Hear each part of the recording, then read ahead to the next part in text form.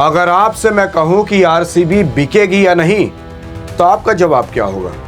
हाँ या ना? क्योंकि ये सवाल अभी सभी आरसीबी के फैंस के मन में उठ रहे होंगे। ये सवाल अभी जितने भी आईपीएल देखने वाले लोग होंगे उन सब के मन में उठ रहे होंगे।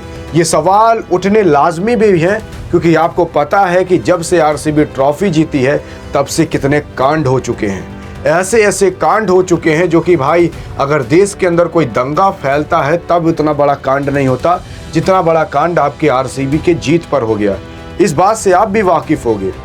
लेकिन ये जो इतने बड़े बड़े कांड हुए, इसी की वजह से ये सवाल उठने लगे थे कि क्या आरसीबी को अब बैन कर देना चाहिए या फिर आरसीबी को बेच ही देना चाहिए। लेकिन आपको हम बताने वाले हैं कि ये सारी जो न्यूज़ें थी ये ब्लूमबर्ग पर आई थी, जो कि एक वेबसाइट है, वो कंपनी के रूप में भी चलाया करते हैं। लेकिन अब बीसीसीआई ने सीधा अनाउंसमेंट कर दिया है। अब बात करते हैं कि जो बीसीसीआई अनाउंसमेंट की है वो आरसीबी के फेवर में की है कि आरसीबी के विरोध में की है, कि आरसीबी को बैन करना पड़ेगा कि आरसीबी का कोई एक नया एक ओनर लाना पड़ेगा। देखो, पहले मैं आपको पूरी की पूरी स्टोरी बता देता हूं, तभी आप समझ पाओगे कि भाई बिकेगी कि नहीं, और अगर बिकती भी तो कैसे बिकेगी। यहाँ पर आप जो देख रहे हो आईपीएल के अंदर इस तरीके का जो आदमी ये आते हैं आईपीएल के अंदर आरसीबी की तरफ से बिडिंग करते हैं। आपको हम बता दें ये मालिक वालिक नहीं है। यहाँ का जो मालिक होता है वो एक कंपनी का चेयरमैन है। उस कंपनी का नाम आप जानते होंगे DIAGO PIC एक कंपनी है। ये जो है ब्रिटिश की कंपनी है। अब ब्रिटिश की कंपनी जो होती है ये वाली, ये भाई बनाती है दारू वारू, जो बियर वुअर आते हैं। मैं नाम नहीं लूँगा, आप जानते हो कि जो काफ़ी फेमस बियर होते हैं उस पर चिड़िया भी छपी रहती है, हाँ वही सब बियर। अब इसकी एक छोटी सी मान लो ब्रांच भारत के अंदर है जिसका हम कहते हैं यूनाइटेड स्पिरिट। अब यूनाइटेड स्पिरिट जो होती है वो भारत के अंदर है। अब ये यूनाइटेड स्पिरिट जो है ये भारत के अंदर वही सेम दारू वारू बनाने का काम करती है। अब इसके पहले मालिक हुए थे विजय माल्या, उसके पहले वो मालिक होते थे यूनाइटेड स्पिरिट के वित्तल माल्या, जो कि विजय माल्या के पिताजी थे। वित्तल माल्या उनका हार्ट अटैक हो गया था जिसकी वजह से उनकी मृत्यु हो गई थी। तो 27-28 साल में जो विजय माल्या थे वो इस पद का मतलब इस कंपनी के मालिक का पद संभालने लगे। वो काफ़ी अच्छे से संभाल रहे थे। वो सोच रहे थे कि भाई इसे हम पूरे दुनिया का नंबर 1 ब्रांड बनाएंगे। अब होता क्या है कि 2016 के अंदर जो आपके विजय माल्या है ना, उनको देश छोड़कर भागना पड़ता है। असल में वो 5-6 करोड़ का लोन लिए रहते हैं जिसकी वजह से वो भर नहीं पाते और कुछ दिक्कतें हो जाती हैं सरकार के द्वारा भी, और लोन में फ्रॉड करने का इंजाम भी लगा दिया जाता है। इसी की वजह से उनको भागना पड़ता है। वो अपने लिए काफ़ी ज़्यादा गवाही भी देते हैं कि भाई मैंने उस टाइम जो फाइनेंशियल मिनिस्टर थे उनसे बात करके भागा था। तो उस टाइम जो विजय माल्या हुआ करते थे तो देखोगे विजय माल्या यार विराट कोहली के साथ फ़ोटो भी खिंचवाएँ। लेकिन अब जब वो भाग गए तो यूनाइटेड जो स्पिरिट है उसके चेयरमैन अभी जो हैं वो इसके मालिक हुआ करते हैं आरसीबी के। अब ये जो यूनाइटेड स्पिरिट है ये 55% का स्टेक लेकर बैठी है आरसीबी के अंदर। स्टेक का मतलब है शेयर लेकर बैठी है। शेयर का मतलब है कि उतना हिस्सेदारी लेकर बैठी है। हिस्सेदारी का भी मतलब है उतना मालिकाना हक लेकर बैठी है। अब यहाँ पर कहा जाता है कि 51% जो मालिकाना हक रख लेगा वही मेन मालिक कहलाता है। अब देखो 100% होता है मालिकाना हक। अब जो 51% ले लिया तो सिंपल सी बात है, दूसरा अगर कोई मालिकाना हक लेना चाहेगा तो हाईएस्ट 49% ही ले सकता है। इससे ज़्यादा तो कभी ले ही नहीं पाएगा, जिसकी वजह से यही मालिक रहेगा। तो 55% आपकी यूनाइटेड स्पिरिट मालिक है, जिसकी वजह से यूनाइटेड स्पिरिट की आरसीबी के अंदर चलती है। अब यूनाइटेड स्पिरिट और आरसीबी की वजह से यहाँ पर जो बियर होते हैं वो यूनाइटेड स्पिरिट के काफ़ी ज़्यादा बिकते हैं। आपको याद होगा कि 2016 के अंदर, 2015 के अंदर, 2017 के अंदर आपके विराट कोहली साहब बियर का भी ऐड करते थे। अगर आपको याद हो तो बताना ज़रूर, अगर आप उनको भगवान मानते होगे तो बताना ज़रूर। तो विराट कोहली साहब अब क्या है कि ट्रॉफी जीत चुके हैं, जिसकी वजह से जो आपकी आरसीबी है उसका एक मकसद पूरा हो गया कि भाई हमने ट्रॉफी जीत लिया। दूसरी चीज़, विराट कोहली के रिटायरमेंट का भी टाइम आ रहा है, क्योंकि वास्तव में ये T20 से संन्यास ले चुके हैं। आईपीएल से भले नहीं लिए हैं लेकिन देश से जिस तरफ से खेलते हैं वहाँ से ले चुके हैं। टेस्ट से भी ले चुके हैं, बस ODI से नहीं लिए। 1 से 2 साल के अंदर आपके यहाँ से भी ले लेंगे। तो काफ़ी लोग कह रहे थे कि जो मालिक है वो सोच रहा है कि यार अगर जब विराट कोहली निकल जाएंगे तो ये जो ब्रांड वैल्यू है आरसीबी को पूरी तरीके से गिर जाएगी।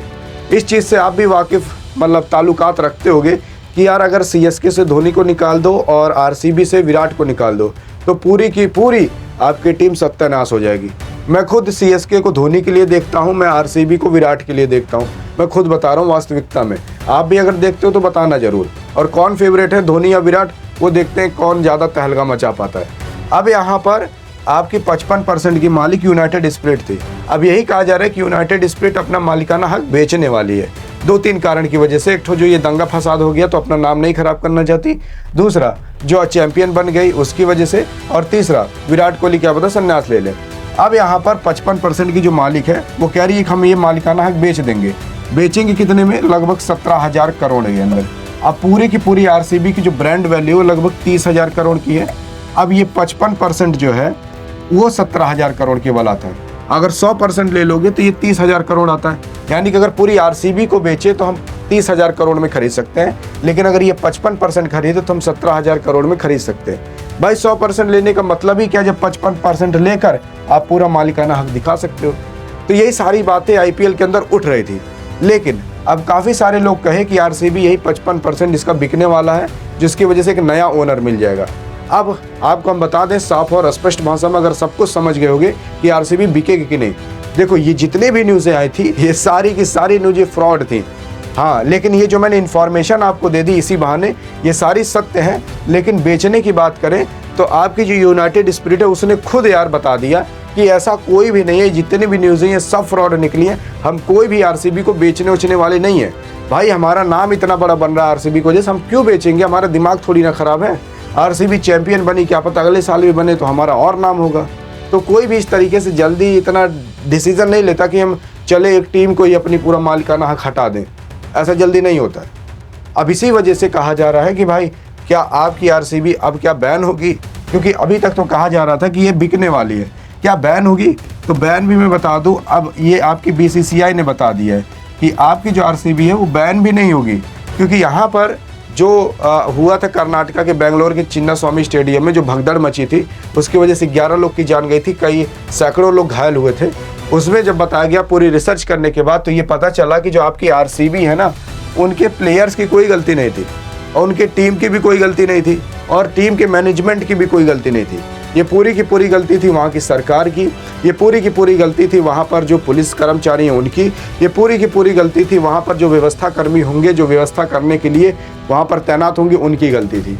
अब गलती क्यों थी? क्योंकि उन्होंने भले ही 5-10 पुलिस या फिर 500 पुलिस को बुला कर रखा होगा।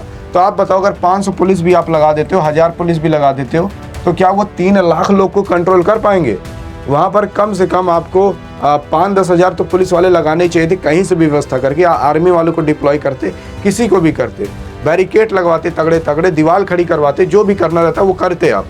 इसी वजह से 11 लोग की जान गई। लेकिन जब रिसर्च किया गया तो पता चला कि यार इसमें आरसीबी कोई गलती नहीं है, इसको तो बुलाया गया था तब ये गई थी, इसको क्या पता कि व्यवस्था हुई होगी कि नहीं हुई होगी। अब इसी वजह से ये बैन भी नहीं होने वाली है, ना बिकने वाली है। आपकी आरसीबी 2026 में भी खेलेगी और फाइनल भी जीतेगी। अब आप बताना फाइनल जीतेगी कि नहीं? आरसीबी जीतेगी कि वापस से सीएसके कमबैक कर जीत जाएगी? देखते हैं किसे बताते हो। बाकी अगर जानना है कि अगर बेच भी दिया जाए तो वैसे कौन से टॉप 5 खिलाड़ी हैं या फिर टॉप 5 बिजनेसमैन हैं जो इसे खरीद सकते हैं, अगर बेचा जाए तो, वैसे तो बिकेगी नहीं, तो बगल में क्लिक करके देख सकते हो। बाकी मिलेंगे इस वीडियो में, तब तक के लिए जय हिंद और जय भारत।